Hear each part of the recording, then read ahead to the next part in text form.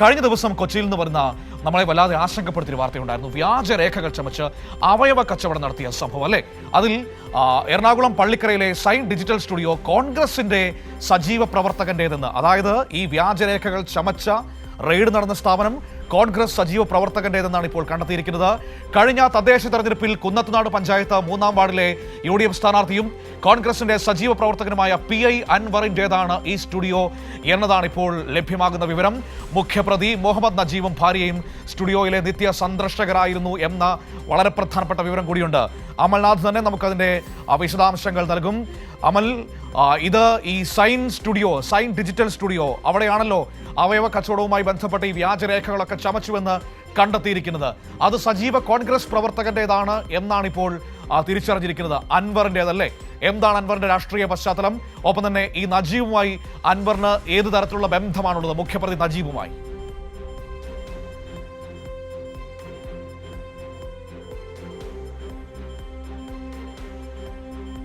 മനോ, നിലവിലിപ്പോൾ ഈ അവയവ വിൽപ്പനയുമായി ബന്ധപ്പെട്ട് അന്വേഷണം പുരോഗമിക്കുന്ന ഒരു സാഹചര്യമാണ്. കഴിഞ്ഞ ദിവസം അതിലെ പ്രധാന പ്രതിയായ നജീബിനെ അറസ്റ്റ് ചെയ്യുകയടക്കം ചെയ്തിരുന്നു. ഈ ഒരു ഘട്ടത്തിലാണ് ഇത്തരത്തിൽ സുപ്രധാനപ്പെട്ട ഒരു വിവരം കൂടി ലഭിക്കുന്നത്. അതായത് ഈ അവയവ വിൽപ്പനയ്ക്ക് വേണ്ടി വ്യാജരേഖ ഉണ്ടാക്കിയ സൈൻ ഡിജിറ്റൽ സ്റ്റുഡിയോ എറണാകുളം പള്ളിക്കരയിലുള്ള സ്റ്റുഡിയോ ആണ്. ആ സ്റ്റുഡിയോ സജീവ കോൺഗ്രസ് പ്രവർത്തകന്റേതാണ് എന്ന വിവരമാണ് നിലവിൽ പുറത്തു വരുന്നത്. നിലവിൽ ഇപ്പോഴും സജീവമായി കോൺഗ്രസിന്റെ ഭാഗമായി പ്രവർത്തിക്കുകയും ഒപ്പം തന്നെ മാസങ്ങൾക്ക് മുമ്പേ നടന്ന തദ്ദേശ തെരഞ്ഞെടുപ്പിൽ കുന്നത്തുനാടിലെ 3-ാം വാർഡിൽ നിന്നും UDF സ്ഥാനാർത്ഥിയായി മത്സരിച്ച PI അൻവറിന്റെ സ്റ്റുഡിയോ ആണ് ഇത് എന്നാണ് നിലവിൽ മനസ്സിലാക്കാൻ വേണ്ടി സാധിക്കുന്നത്, അല്ലെങ്കിൽ അത്തരത്തിലാണ് കണ്ടെത്തിയിരിക്കുന്നത്. അതേസമയം തന്നെ ഈ ഒരു അവയവ വിൽപ്പനയുമായി പ്രതിപട്ടികയിലുള്ള സനോജ് എന്ന വ്യക്തി, ആ വ്യക്തി ഈ സൈൻ ഡിജിറ്റൽ സ്റ്റുഡിയോയിലെ ജോലിക്കാരനാണ് എന്നും മനസ്സിലാക്കാൻ വേണ്ടി സാധിക്കുന്നു.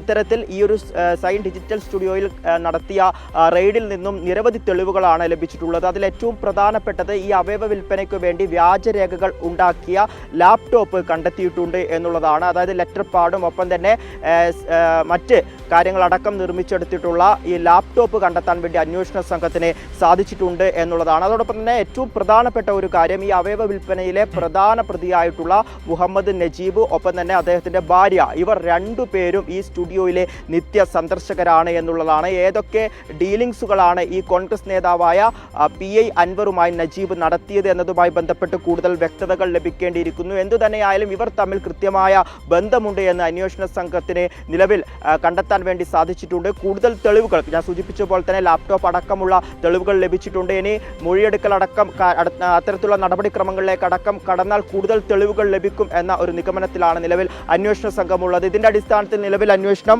വളരെ സുതാര്യമായ രീതിയിൽ തന്നെ മുന്നോട്ട് പോവുകയാണ്. 2 സംഘങ്ങളായി ചേർന്നുകൊണ്ടാണ് ഇത്തരത്തിൽ ഈ അന്വേഷണം നടന്നുകൊണ്ടിരിക്കുന്നത്. കൊച്ചി സിറ്റി ഡെപ്യൂട്ടി കമ്മീഷണറായിട്ടുള്ള ഷഹിൻ ഷായുടെയും ഒപ്പം തന്നെ തൃക്കാക്കര SP ആയിട്ടുള്ള മനോജ് കുമാറിന്റെയും നേതൃത്വത്തിൽ 15 അംഗങ്ങളുടെ ഒരു മികച്ച സ്ക്വാഡ് തന്നെയാണ് നിലവിൽ ഇപ്പോൾ അന്വേഷണവുമായി രംഗത്തുള്ളത് എന്നുള്ളതാണ്. നിരവധി സ്റ്റേഷനുകളിലെ, അതായത് അമ്പലമേട്, ഇൻഫോ പാർക്ക്, ഉദയംപേർ സ്റ്റേഷനുകളിൽ നിന്നുമുള്ള ഇൻസ്പെക്ടർമാരും 4 സബ് ഇൻസ്പെക്ടർമാരുമാണ് ഈ ഒരു അന്വേഷണ സംഘത്തിലുള്ളത്. അതോടൊപ്പം തന്നെ എറണാകുളം റൂറൽ SP KS സുദർശന്റെ നേതൃത്വത്തിലുള്ള ഒരു സംഘം ഈ ഒരു റാക്കറ്റുമായി, അതായത് അവയവ വിൽപ്പന റാക്കറ്റുമായി ബന്ധപ്പെട്ടുള്ള വിവരങ്ങൾ ശേഖരിക്കുകയും ചെയ്യുന്നു. അത്തരത്തിൽ 2 സംഘങ്ങളായി തിരിഞ്ഞുകൊണ്ടാണ് നിലവിൽ ഈ അന്വേഷണം പുരോഗമിക്കുന്നത്. നജീബിന്റെ പൂർവ്വകാല റെക്കോർഡുകളൊക്കെ തന്നെ നിലവിൽ ഇപ്പോൾ ഈ അന്വേഷണ സംഘം ശേഖരിച്ചിട്ടുണ്ട്. അതിൽ നിരവധി കേസുകളിൽ ഈ നജീബ് പ്രതിയാണ് എന്നാണ് മനസ്സിലാക്കാൻ സാധിച്ചത്. ഏകദേശം 12ഓളം കേസുകളിൽ നജീബ് പ്രതിയാണ്. സാമ്പത്തിക തട്ടിപ്പ്, ഒപ്പം തന്നെ മോഷണം, പിടിച്ചുപറി, കുട്ടികൾക്ക് നേരെയുള്ള ആക്രമണം, അത്തരത്തിൽ നിരവധി കേസുകളിൽ ഇദ്ദേഹം പ്രതിപട്ടികയിലുണ്ട്. അതോടൊപ്പം തന്നെ കൊലപാതക കേസിലടക്കം ഇദ്ദേഹം പ്രതിയാണ്. 2017 മംഗലാപുരത്തുള്ള ഒരു കൊലപാതകവുമായി ബന്ധപ്പെട്ട് കാലിയ റഫീഖിനെ കൊലപ്പെടുത്തിയ ആ കേസുമായി ബന്ധപ്പെട്ട് ആ കൊലപാതക കേസിലെ പ്രതിയാണ് റഫീഖ് എന്ന് കണ്ടെത്താൻ വേണ്ടി സാധിച്ചിട്ടുണ്ട്. 2023 ഈ നജീബിന് ഈ ഒരു റാക്കറ്റുമായി ബന്ധമുണ്ടാകുന്നത്. 3 വർഷത്തെ ബന്ധമാണ്. പക്ഷേ വളരെ പെട്ടെന്ന് തന്നെ ഈ ഒരു അവയവ വിൽപ്പന റാക്കറ്റിലെ പ്രധാനിയായി നജീബ് വളർന്നു വരുന്നതാണ് കാണാൻ സാധിച്ചത്. മുന്നേ തന്നെ നിരവധി കേസുകളിൽ പ്രധാനിയായിരുന്നു. അത്തരത്തിലുള്ള കാര്യങ്ങൾ കൊണ്ട് തന്നെ വളരെ പെട്ടെന്ന് തന്നെ ആ റാക്കറ്റിലെ പ്രധാനിയായി നജീബ് വളർന്നു വരികയായിരുന്നു. പിന്നീട് ഇത്തരത്തിൽ ഈ റാക്കറ്റിന്റെ നേതൃത്വത്തിൽ നിരവധി കുറ്റകൃത്യങ്ങൾ ചെയ്യുകയും ചെയ്യുന്നു. നിലവിലിപ്പോൾ ഈ ഒരു സംഭവവുമായി ബന്ധപ്പെട്ട് അവയവ വിൽപ്പന നടത്തിയ 30 പേരെയാണ് കണ്ടെത്തിയിട്ടുള്ളത്. അവരോട് കൂടുതൽ